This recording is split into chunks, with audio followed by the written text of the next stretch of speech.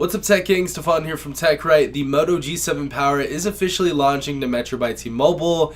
We're going to talk about the release date and the specifications in this video. Stay tuned.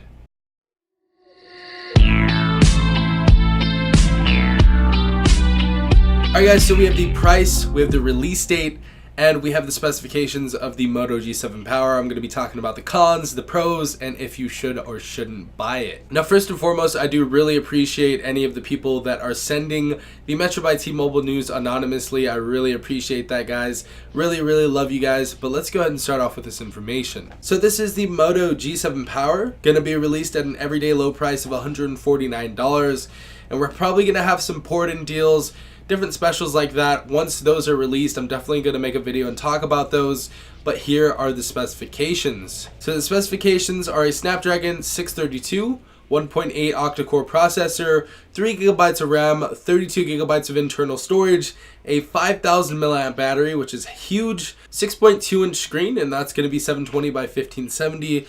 So we have an HD plus screen, not a full HD plus screen, but Moto usually has screens that look pretty darn good. And the screen to body ratio is going to be pretty good at almost 80%. Rear facing camera is going to be 12 megapixels. Front facing camera is going to be 8 megapixels. Doesn't say what software we're going to get yet, but I'm pretty sure we're going to get Android 9.0. And it looks like the color is going to in fact be marine blue. Now, the release date on this says release date April 29th, 2019.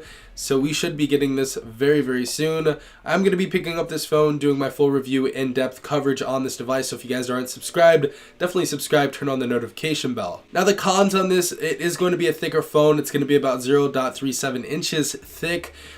Just because of the 5,000 mAh battery is what I'm thinking, but a pretty thick phone indeed. Now obviously anyone who is interested in Motorola in any way, I know a lot of you may have the Moto E5 Plus from Metro by T-Mobile.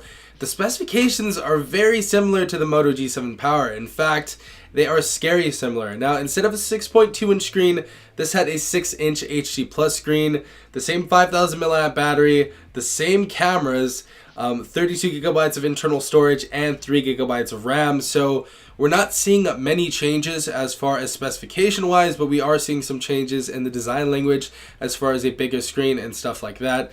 But other than that, pretty much the same phone. Now, is it worth it to the people with the Moto E5 Plus that already have the Moto E5 Plus? In my opinion, I don't think it's going to be worth it if you have this device already, unless you want Android 9.0, because this did come with Android Oreo 8.0, and some of you guys really like your software updates. So in my opinion, don't think it's worth it to the people that already have this phone, but if you guys do want a Motorola device, might as well get the newest one from Metro by T-Mobile.